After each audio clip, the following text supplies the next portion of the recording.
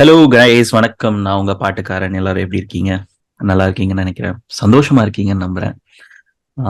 இந்த எபிசோட் கொஞ்சம் ஸ்பெஷல். ஏன்னா இவரோட ஒர்க்கை நான் ரொம்ப நாளா ஃபாலோ பண்ணிருக்கேன். சமீபத்துல தான் இவர் நம்மளை ஃபாலோ பண்ணிட்டு இருக்காருன்னு பார்த்து ஒரு மெசேஜ் பண்ணேன். ஒரு கோல்ட் மெசேஜ் சேயிங் தட் நீங்க நம்ம பாட்காஸ்டுக்கு வந்தா நல்லா இருக்கும்னு சொல்லிட்டு, அண்ட் ஹி கிரேஸ்ஃபுல்லி அக்ரீட் இம்மீடியட்டா. வெல்கம் டு த ஷோ திரு சந்தோஷ் தயாநிதி அவர்களே. வணக்கம் வணக்கம் பாட்டுக்காரன். எனக்கு ரொம்ப எப்படி பிடிச்ச இருக்கீங்க? ஒரு பேஜ் இன்ஸ்டாகிராம்ல ரீசென்ட்லி. தேங்க்யூ ஸோ நல்லா மச் இருக்கு. Santhosh. Amazing. Santhosh, first of all நான் உங்கள்கிட்ட எப்படி ஸ்டார்ட் பண்ணோம்னா, இன்னைக்கு ஒரு இண்டி சீன் இருக்குல்ல. இன்னைக்குன்னா 2023 நம்ம இப்போ பேசிட்டு இருக்கும்போது ஒரு பயங்கரமான ஒரு இண்டி சீன் இருக்கு. வித் ஒரு இண்டி சாங் ரிலீஸ் ஆகுதுன்னா அதுக்கு பின்னாடி பயங்கரமான மார்க்கெட்டிங், இன்ஸ்டா ரீல் அது இதுன்னு பண்ணி எல்லாமே பண்ணிட்டு இருக்காங்க. But what was your initial reaction when Sony came to you asking for Rati for Madras gig? How did you process that? So first thing Sony தான் எனக்கும் சோனிக்கும் ஒரு நல்ல ஒரு டைப். என்னன்னா ஒரு ஃப்ரெண்ட்ஷிப் இருக்குன்னு சொல்லலாம். என்ன மியூசிக் டேரக்டர் ஆக்குனதே சோனி தான். So I was working for Rahman sir. Maryan கடல் படத்துல எல்லாம் நான் அப்பதான் உள்ள ஜாயின் பண்ணேன். அப்போ சோனில இருந்து they use to come for business deals. Rahman sir இந்த ஆல்பம் வாங்கலாம், அந்த ஆல்பம். ஸோ அப்போ ஐ பிகேம் ஃப்ரெண்ட் வித் கௌஷிக்னு சொல்லிட்டு சோனில ஒருத்தர் இருக்காரு. So he like my approach and நான் மியூசிக் டிஸ்கஸ் பண்றதும், ரஹ்மான் சார் பாட்டு அவர்கிட்ட போய் டிஸ்கிரைப் பண்றதும் எல்லாம் பிடிச்சி தென் ஹி செட் ஒரு சின்ன ப்ராஜெக்ட் இருக்கு பண்றியான்னு சொல்லி he made me do a cover song of முஸ்குரானேன்னு ஒரு பாட்டு இருக்கு, சிட்டி லைட்ஸ்னு ஒரு படத்துல. முஸ்குரானே அந்த பாட்டை தமிழ்ல பண்ண வச்சாரு. அந்த ப்ராஜெக்ட் அந்த மாதிரி தமிழ் லிரிக் எழுதி ரீஅரேஞ்ச் பண்ண வச்சாரு. So he like my arrangement and whole Sony like that. So then இமீடியட்டா ஒரு மூவி ஆப்பர்ச்சுனிட்டி வருது. He gave me an opportunity. இனிமே இப்படிதான் சொல்லிட்டு சந்தானம் சாரோட படம் அது பண்ணி முடிச்ச அப்புறம் தென் அப்பதான் அவங்க இந்த ராட்டி, இந்த மெட்ராஸ் கிக்னு ஒன்று பண்ண போறோம்னு சொல்லி தே ஸ்டார்டட். ஸோ அதுல first musician and composer was me in that thing. So அப்படி ஆரம்பிச்ச விஷயம் தான் ராட்டி.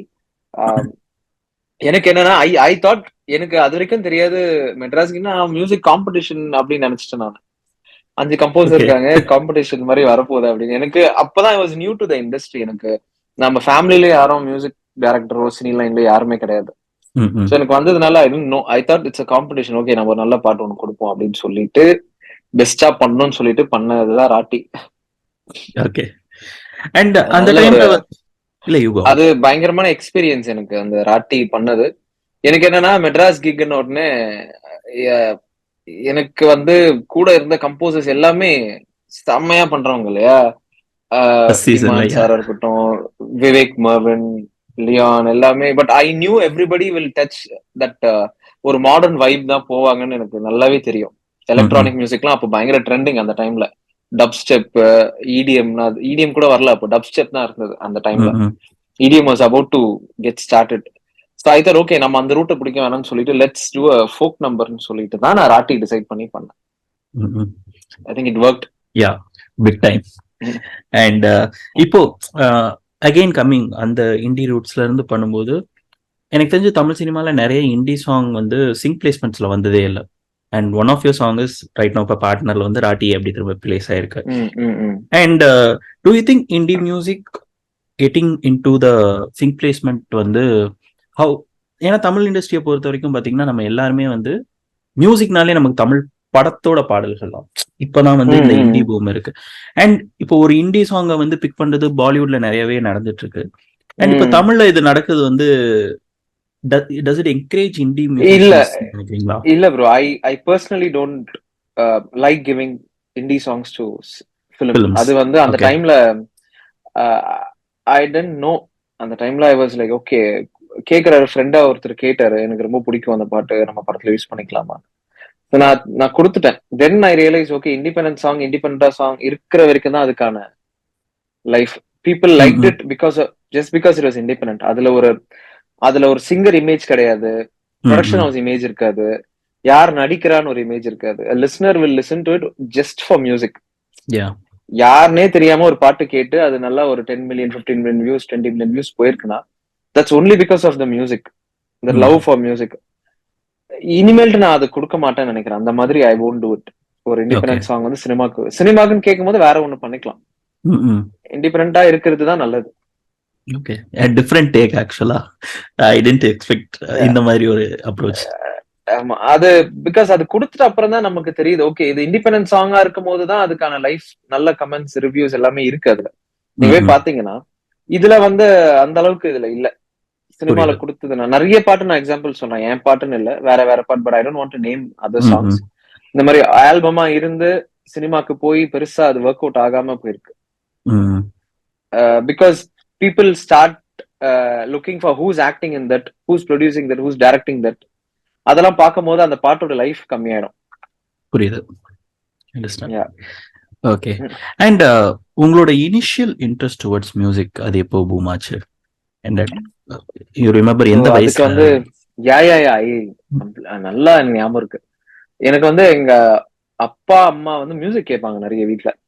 அப்பா வந்து எம்எஸ்வி சார் அண்ட் ராஜா சாரோட பயங்கர லைக் அவ்வளவு மியூசிக் வச்சிருக்காரு. அந்த ஒரு கேசட் இன்னும் ஞாபகம் இருக்கு, டிடிகே 19 ஒரு ப்ளூ கலர் கேசட்.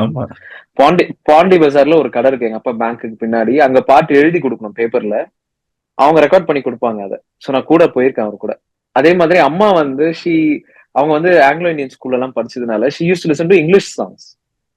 ஆபா, போனியம் எல்லாம் அவங்க இன்ட்ரடியூஸ் பண்ணதுதான். ஸ்டீவி வண்டர் இவங்களோட பாட்டுலாம் அவங்க வச்சிருக்காங்க. சோ எனக்கு அந்த இன்ஃபுளுன்ஸ் தான். பிளஸ் எங்க ஸ்கூல்லயும் வந்து இந்த வெஸ்டர்ன் மியூசிக் கிளாஸஸ் எல்லாம் இருக்கும். அப்போ ஒரு பியானோ ஒன்று இருக்கும், ஒரு பழைய ஓல்டு பியானோ எங்க ஸ்கூல்ல இருக்கு. இந்த சவுண்ட்ஸ்லாம் தான் என்ன வந்து ரொம்ப இன்ஸ்பயர் பண்ணுச்சு மியூசிக்ல. அதுக்கப்புறம் I got introduce to A R Rahman sir's music ஒரு 5th ஸ்டாண்டர்ட்ல இருந்து தெரிய ஆரம்பிச்சது. ஓகே, இந்த ஆல்பம் ஞாபகம் இருக்கா? எனக்கு ஞாபகம் இருக்கு ப்ரோ. எனக்கு வந்து தால்னு ஒரு சிடி அப்போ வாங்கிட்டு வந்தாங்க எங்க அம்மா. கேசட். அத வந்து நான் அப்பதான் எங்க வீட்டுல ஒரு ஃபர்ஸ்ட் ஒரு பேனாசோனிக் பிளேயர் ஒண்ணு வாங்குறோம். அதுல போட்டு கேட்கும் போது அந்த அந்த லோஸ் சொல்லுவோம்ல, சப்வூஃபர்ஸ்ல இருந்து வர சவுண்ட் என்ன வந்து அதை மாத்திடுச்சு. என்னடா இது, யாரு பண்ணதுன்னு சொல்லி தென் அப்பர்ல இருந்து ரஹ்மான் சாரோட பயங்கரமான ஃபேன். அப்படிதான் மியூசிக் உள்ளது. அப்புறம் கீபோர்டு வாங்கி நானே கத்துக்க ஆரம்பிச்சு அண்ட் தென் இப்படிதான் ஆரம்பிச்சது. ஓகே. அண்ட் ஒரு ஸ்டேஜ்ல Rahman sir's music inspired you and நீங்க அதுக்கப்புறம் பயங்கரமா இது பண்ண ஆரம்பிச்சுன்னு சொன்னீங்க. அண்ட் அவர் கூட ஒர்க் பண்ற ஆப்பர்ச்சுனிட்டி எப்படி வந்துச்சு? And how did it really say okay நம்ம ஒர்க் பண்ணும் ஃபர்ஸ்ட் டே அட் ஒர்க் எப்படி இருந்துச்சு உங்களுக்கு?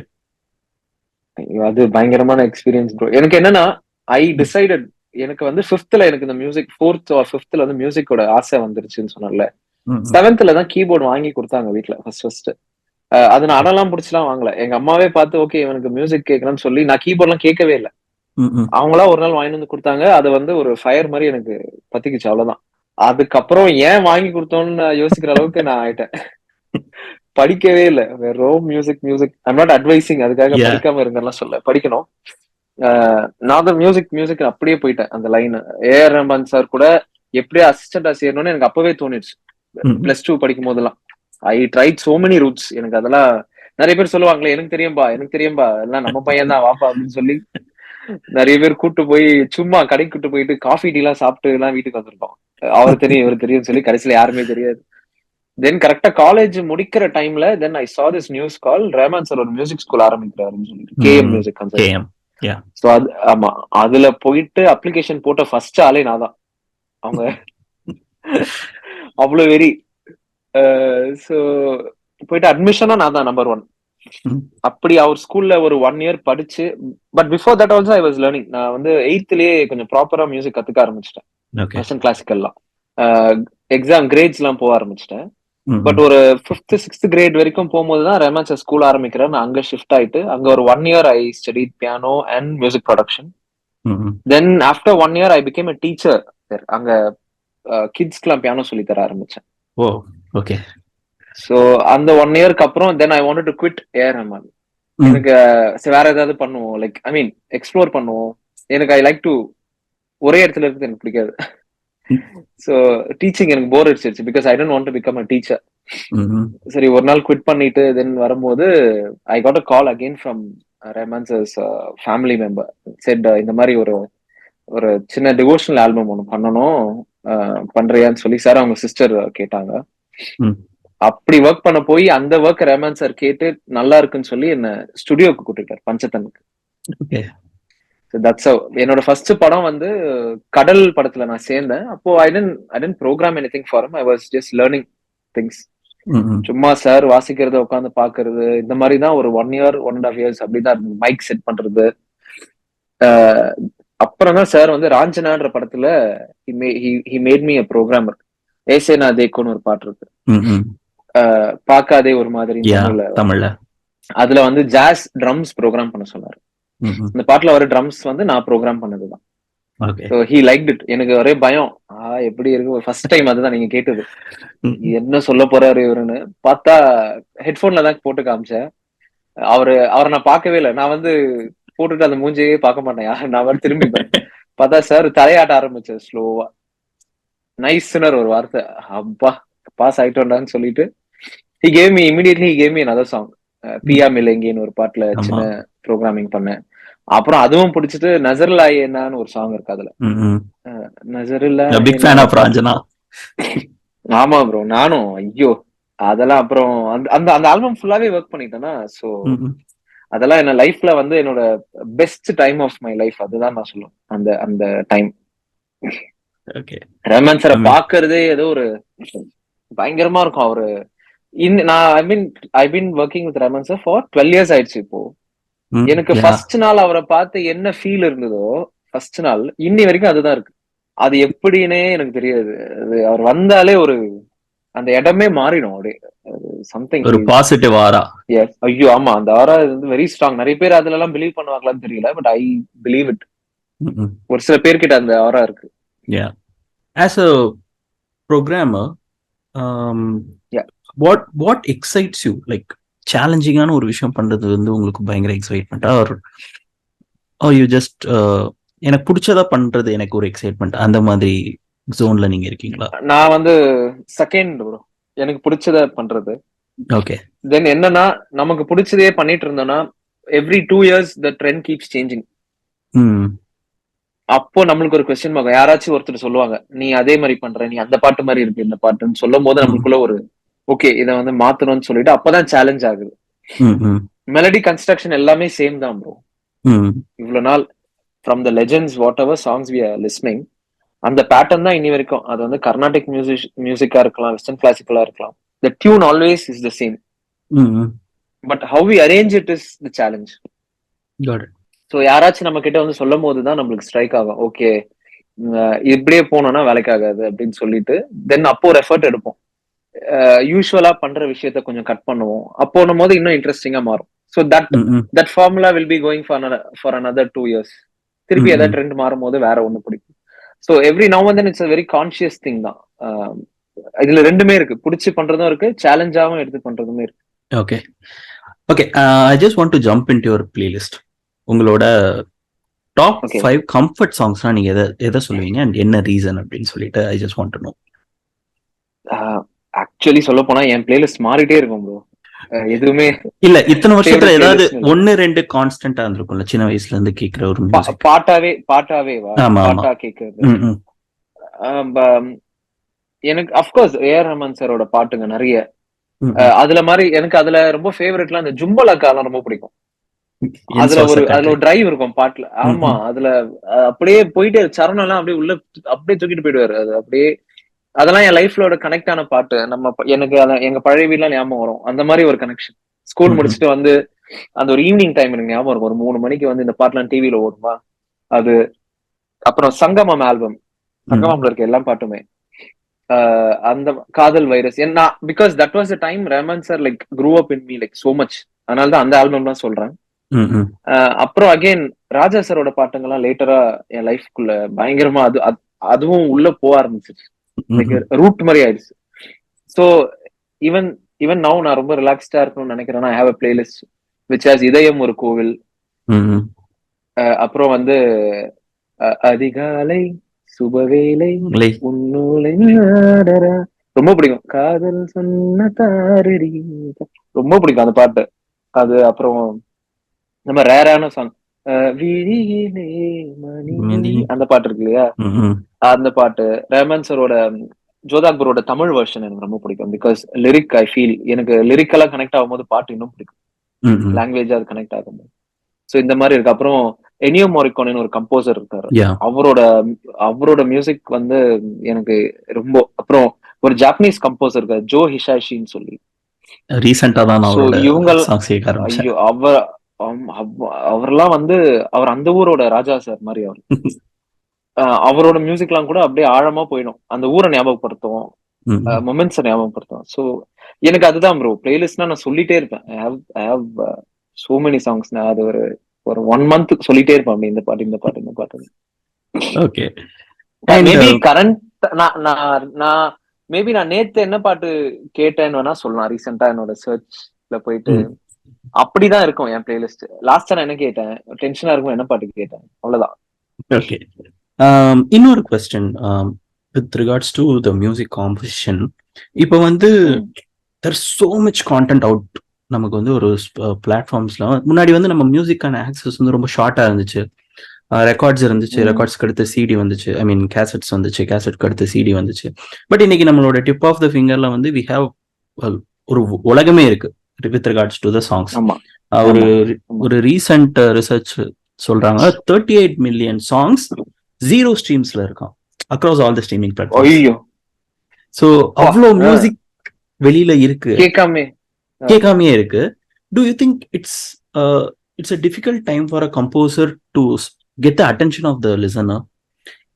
ஏன்னா அட்டென்ஷன் ஸ்பேனும் நம்ம ஆளுங்களுக்கு ரொம்ப கம்மியாயிட்டே போகுது.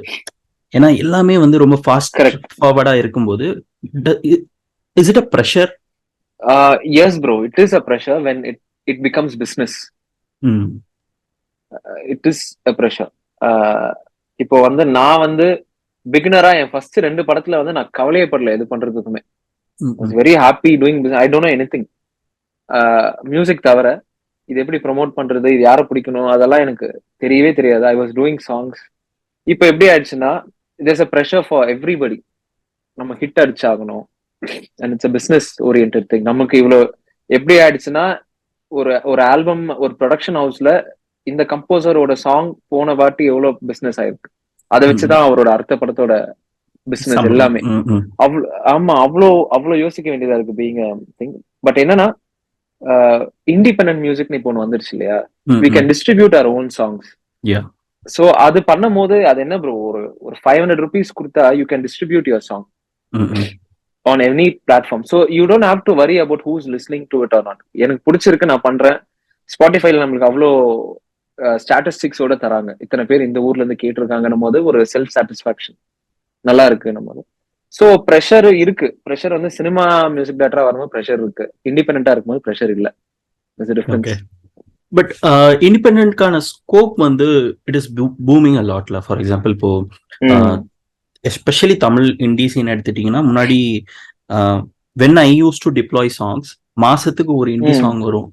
ப்ரொடக்ஷனாவுமே ரொம்ப சுமாரா தான் இருக்கும். But the drive of the youngsters வந்து பயங்கரமா இருந்துச்சு. பட் இப்போ வந்து ப்ரொடக்ஷனா வந்து people have a bigger access to things and பெட்டராவே ப்ரொடக்ஷன் இருக்கு. அண்ட் இண்டி மியூசிக்கோட ஸ்ட்ரீம் எந்த அளவுக்கு போயிருக்குன்னா Spotify decided to launch Radar தமிழ்னு சொல்லிட்டு இண்டிபெண்டன்ட் ஆர்டிஸ்ட்னே ஒரு பிளேலிஸ்ட் டெடிகேட் பண்ற அளவுக்கு வந்து ஸ்ட்ரீம்ஸ் டெவலப் ஆயிருக்கு. ஸோ அப்படி இருக்கும்போது இதோட ரீச் வந்து ஆப்வியஸா இன்னும் பயங்கரமா தான் இருக்க போகுது இந்த coming years. And even though உங்களுக்கு அதுல உடன்பாடு இல்லைனாலும் நிறைய இண்டி சாங்ஸை வந்து they are going to take sync பிளேஸ்மெண்ட்ஸ்ல அது நடக்கிறதுக்கான பெரிய கேம் சேஞ்சிங்கா இருக்கும் நினைக்கிறேன். And it's very good for budding composers. அவங்களுக்கு அது ஒரு சாட்டிஸ்பாக்சனா இருக்கும். கரெக்ட். அது நல்ல விஷயம் தான். அது சி ஆப்பர்ச்சுனிட்டி. ஃபர்ஸ்ட் எல்லாம் நான் எனக்கு எப்படி மியூசிக் டேரக்டர் எனக்கே தெரியாது இன்னி வரைக்கும். நான் போய் வந்து சான்ஸ் கேட்டதும் கிடையாது. எனக்கு அந்த ட்ரீம்லாம் இல்லை. என்னோட என் லைஃபோட ஹை வந்து ஏஆர் ரஹ்மான் கூட ஒரு கீபோர்ட் பிளேயர் ஆயிடணும்ன்றதுதான் எனக்கு அதுக்கப்புறம் கிடைச்சது எல்லாமே அடிஷனல் தான். மியூசிக் டைரக்ஷனோ இப்போ சில்லம்மான்னு ஒரு 1 minute மியூசிக்ல நான் வந்து பெர்ஃபார்மும் பண்ணேன். இதெல்லாம் என் லைஃப்ல நான் நினைக்காத சில விஷயம் எல்லாம் நடக்குது. அப்படி இருக்கும். ஆனா பட் ஐ சி சின்ஸ் நான் வந்து ரெமன் சார் ஸ்கூல்ல இருந்து வந்ததுனால I see lot of students there who are trying for music direction and everything. அவங்களுக்கு கொஞ்சம் சேலஞ்சிங்கா தான் இருக்கு இந்த இண்டஸ்ட்ரிக்குள்ள வர்றது ஒரு மியூசிக் டைரக்டரா. சோ இண்டிபெண்டன்ட் சாங் வந்து அவங்களுக்கு பயங்கரமா ஹெல்ப் பண்ணுது. They all have a laptop. They can distribute the songs. அப்படிதான் பண்றாங்க நீ நிறைய பேர் பசங்க எல்லாம் அவங்களே கம்போஸ் பண்றாங்க, ஸ்பாட்டிஃபைல அப்லோட் பண்றாங்க. இப்ப டெமோ எல்லாம் கிடையாது ப்ரொடியூசர் கிட்ட எல்லாம், என் பிளேலிஸ்ட் லிங்க். கேளுங்க அவ்வளவுதான். எஸ். ஸோ அப்படி அப்படி போயிட்டு இருக்கு. So it's a good thing. பசங்க எல்லாம் நிறைய பேர் வந்துட்டு இருக்காங்க, நம்மளும் அந்த ரேஸ்ல போயிட்டு இருக்கோன்றது. Super. And since you said லிரிக்கலா ஒரு சாங் கனெக்ட் ஆச்சுன்னா யூ கனெக்ட் டு இட் பெட்டர்னு நீங்க சொன்னனால, correct. Who's your favourite lyricist? Vairamuthu தான் ப்ரோ. ஓகே. வைரமுத்து சார் தான். நான் வந்து அகைன் இப்போ எம்எஸ்வி சார் கண்ணதாசன் சார் ஒரு காம்பினேஷன் நிறைய பாட்டு பிடிக்கும். பட் எனக்கு அது வந்து எங்க அப்பா டைம்ல அது ஓகே. எனக்கு நான் வரும்போது எனக்கு வைரமுத்து சார் அவர் கூட ஸ்டார்டிங்ல எனக்கு வந்து மியூசிக்கா தான் நான் உள்ள இன்ட்ரடியூஸ் ஆனேன். பாட்டா தான் ஃபர்ஸ்ட் கேட்க ஆரம்பிச்சேன். ஸ்கூல் படிக்கும் போதெல்லாம் லிரிக் அவ்வளவு அனலைஸ் பண்ற இது நமக்கு இல்ல. சோ அதுக்கப்புறமா லேட்டரா மியூசிக் புரியும் போது தென் இந்த பாட்டு, இந்த மியூசிக், இந்த லிரிக் எல்லாம் எவ்வளவு சப்போர்ட் பண்ணிருக்குன்ற விஷயம் எல்லாம் எனக்கு புரிய ஆரம்பிச்சது. அப்போ தென் ஐ ரியலைஸ் வைரமுத்து சாரோட ஒர்க் வந்து அவ்வளோ ஹெவி. ஒரு பாட்டுக்கும் அவரோட சாக்ரிஃபைஸ் வந்து பயங்கரமா இருக்கும். சாக்ரிஃபைஸ் தாண்டி அவரோட இது பங்களிப்பு. Vairamuthu sir is my favourite. And நீங்க இப்போ ஒர்க் பண்ண லிரிசிஸ்ட்ல like some of the songs got very beautiful lyrics. And அதுல உங்களோட ஃபேவரட் லிரிக்னா எதை சொல்வீங்க? மோஸ்ட் ஃபேவரட்னா நான் வந்து ஃபேவரட்னா நிறைய லிஸ்ட் இருக்கும். ஆமா. நான் வந்து எனக்கு அந்த மாதிரி ஒர்க் பண்ணி கபிலன் சாரோட பழக்கம். இனிமே இப்படிதான் படத்துல ஒர்க் பண்ணோம். சோ அவர் அகைன் கண்ணாடி பூவுக்கு வண்ணம் இல்லைன்னு அவர் போட்ட இதுதான். சோ அந்த பாட்டு எனக்கு ரொம்ப அவரோட லிரிக்ல ரொம்ப ஃபேவரட். Super bro. அப்புறம் யுகபாரதி அண்ணன் கூட வந்து மதுரை வீரன் ஒரு ஆல்பம் பண்ணேன். அதுல நெஞ்சுக்குள்ளன்ற பாட்டு அதுவும் எனக்கு ரொம்ப பிடிக்கும். ஃபோக் சாங் அது. சூப்பர். அண்ட் இன்னொரு question I just want to ask. நீங்க வந்து சொன்னீங்க லைக் ரஹ்மான் சார் கூட ஒர்க் பண்ணும், அதுதான் உங்க கோலா இருந்துச்சு. But what ever happen is an additional எல்லாமே. What do you enjoy the most right now? Is it composing your own song or programming? ஏன்னா நிறைய மியூசிக் டைரக்டர்ஸ் நான் பேசும்போது they find programming a very therapeutic work. That's very true.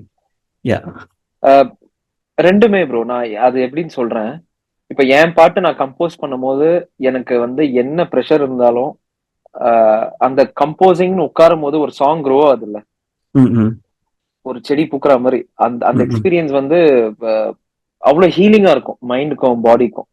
என்னதான் stress இருந்தாலும் அந்த ஒரு 1 hour தான் மேக்சிமம் உட்கார முடியும் உட்கார்ந்தாங்கன்னா.